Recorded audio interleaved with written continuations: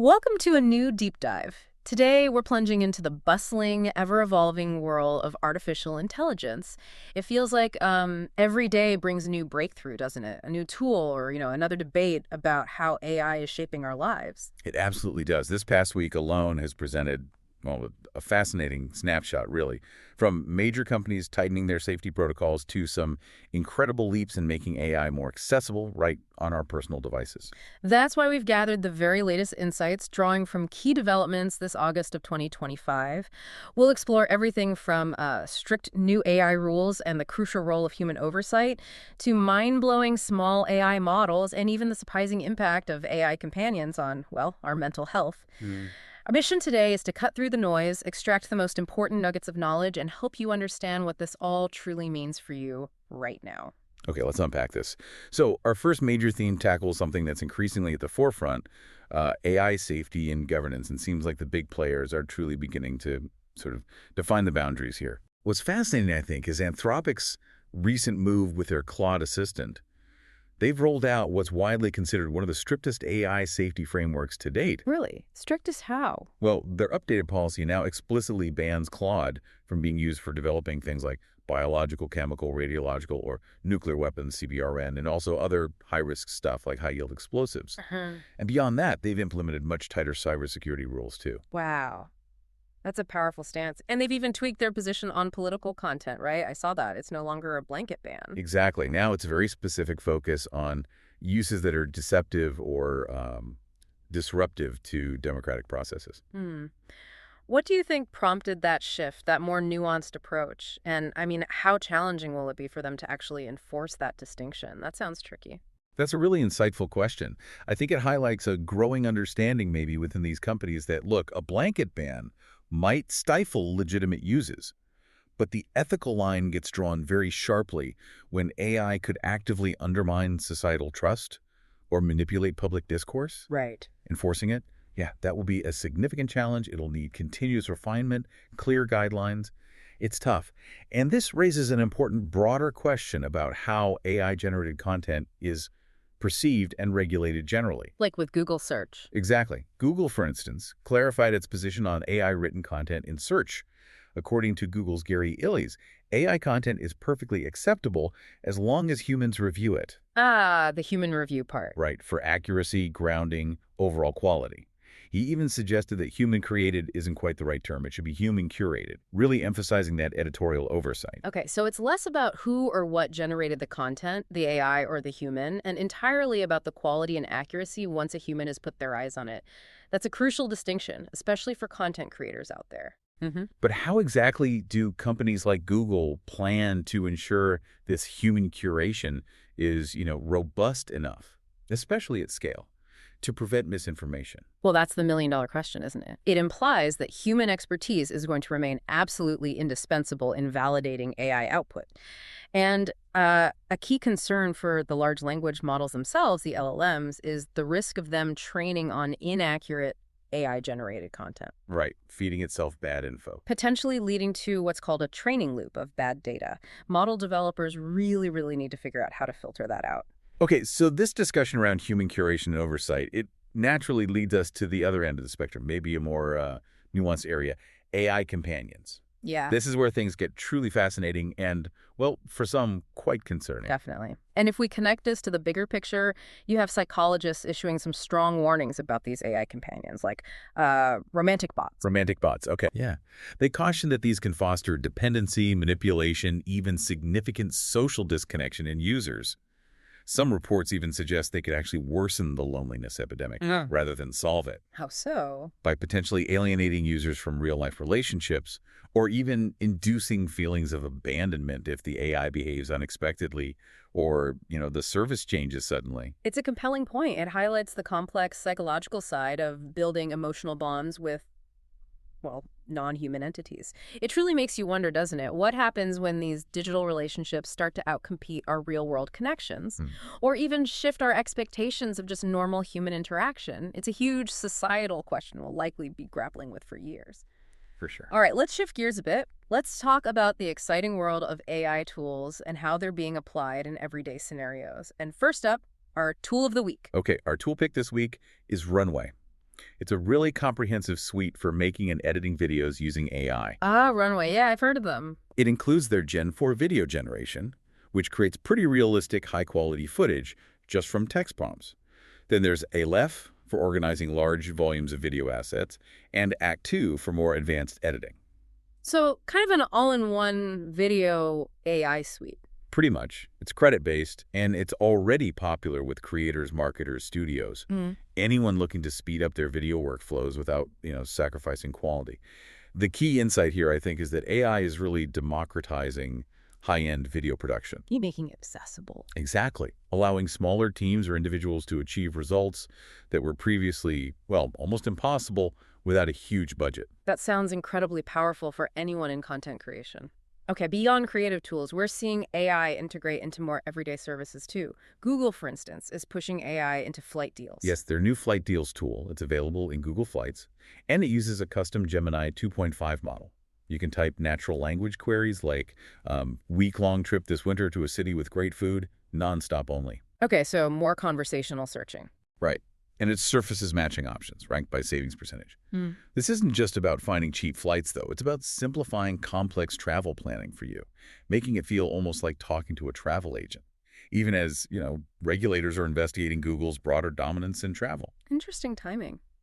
And what about professional tools like LinkedIn? How's AI impacting the hiring landscape there? LinkedIn's expanded access to its AI-assisted job summaries. This is for recruiters in the U.S., Canada, UK, India, and Australia. Job summaries, what does it do? Basically, it helps hiring managers draft job descriptions more quickly. It leverages platform data, skills, insights, stuff like that. But again, this isn't just about speed. It's a clear signal that even in professional recruitment, AI is becoming an indispensable assistant. An assistant, not a replacement. Precisely. Human checks for accuracy are still required before posting. It really highlights AI's current role as an augmenter, not an autonomous decision maker, especially in high-stakes areas like hiring. It's all about augmentation, not automation, in many critical cases. Got it. Speaking of business use, Meta is also leveraging AI to help advertisers. What are we seeing there? Yeah, Meta shared some valuable tips on improving ad performance with AI. They're encouraging advertisers to use their generative AI tools for, diverse content creation, custom targeting, AI-powered video promotions. Video seems key. Definitely. They note nearly 2 million advertisers are now using Meta's AI video generator. And they gave an example. Ben & Jerry's saw a significant increase in link clicks, like 7%, and a 6.5% reduction in cost per link just by using Meta's AI background image generation. Wow, measurable results. And video watch time on Facebook and Instagram is up over 20% year over year. Reels are a huge driver. A staggering 79% of users they surveyed purchased something after watching Reels. 79%? Yeah. So this clearly indicates that for advertisers, integrating AI, especially for video, isn't just beneficial. It's becoming pretty crucial for engagement and ROI. That's a huge win for advertisers. And it seems Google is also using AI on the other side to clean up the ad landscape, not just create new opportunities. Indeed. Google has expanded its use of large language models, LLMs, to detect invalid ad traffic. Like click fraud. Exactly. Accidental clicks, malicious bot activity, that sort of thing. Their updated systems have already led to a substantial reduction, about 40%, in invalid traffic from deceptive ad serving practices. So the key takeaway is AI is not just driving innovation, it's also improving the integrity and efficiency of the whole digital ad ecosystem. Helping advertisers actually reach real people. Right, and reducing wasted ad spend. It's a win-win. And finally, a really cool real-time application that feels, straight out of sci-fi almost. AI translation. Ah yes, Palabra AI. They just raised $8.4 million to advance real-time speech translation.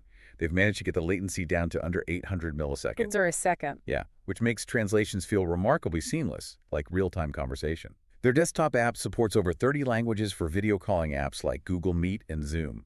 So I could be on a Zoom call with someone speaking another language. And get near real-time translation. Yeah. And they'll soon support native translation for content sites like YouTube and Netflix, too.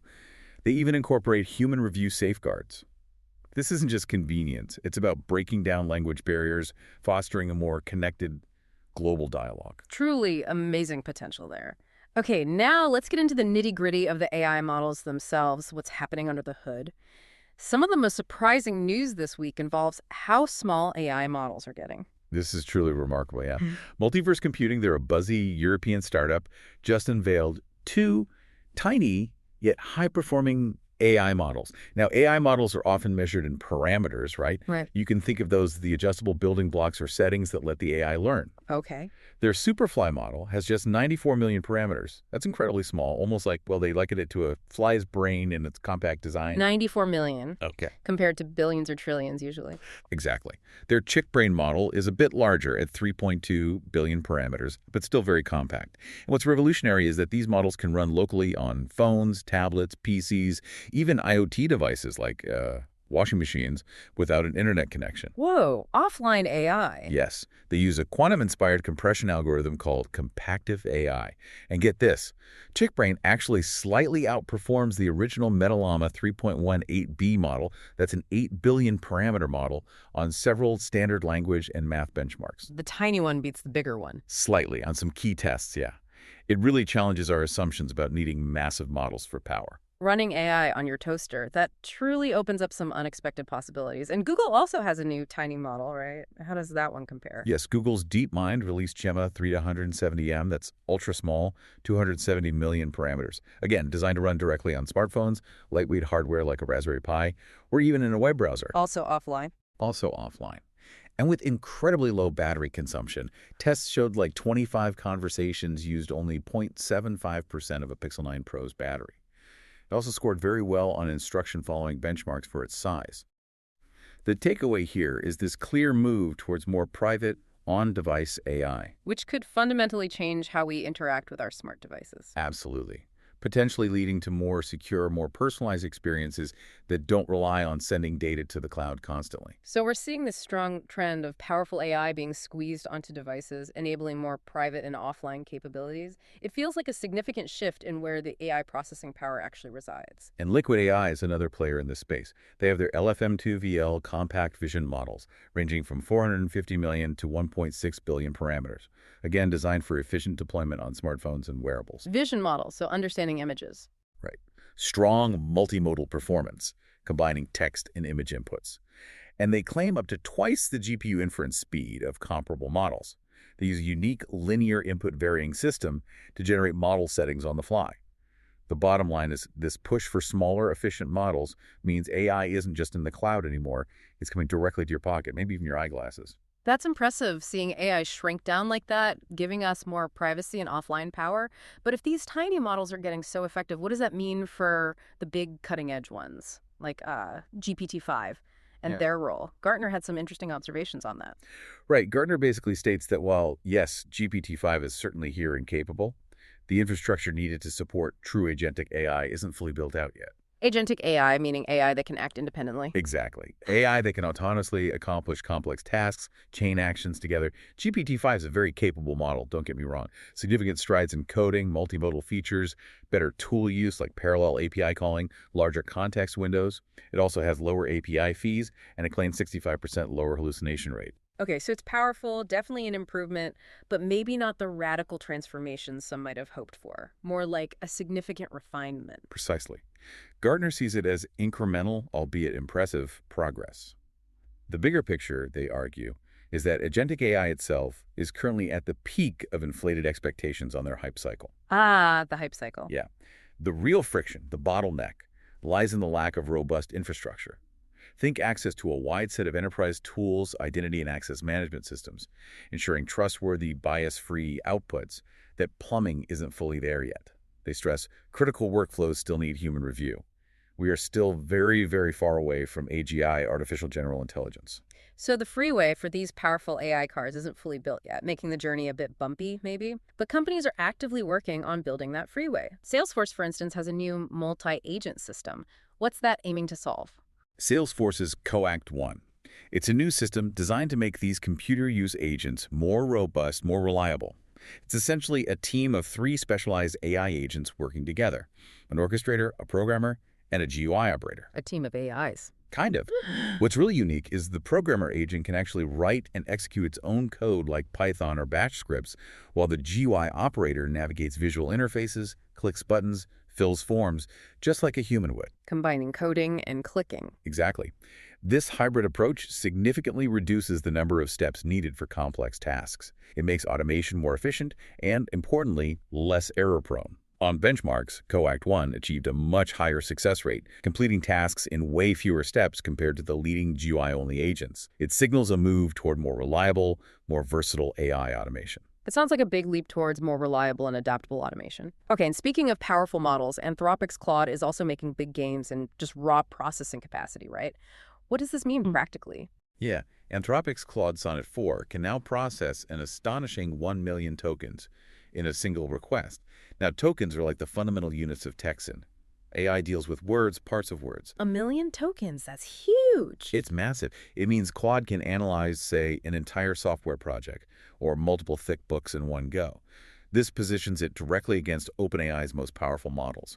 The practical implication for you is that Claude can now tackle much larger, more complex tasks without needing to break them into smaller chunks, leading to potentially more comprehensive understanding. Wow, that's a colossal amount of information for an AI to handle at once. Okay, shifting to OpenAI, there was some recent back and forth with GPT-5 users, wasn't there? There was indeed.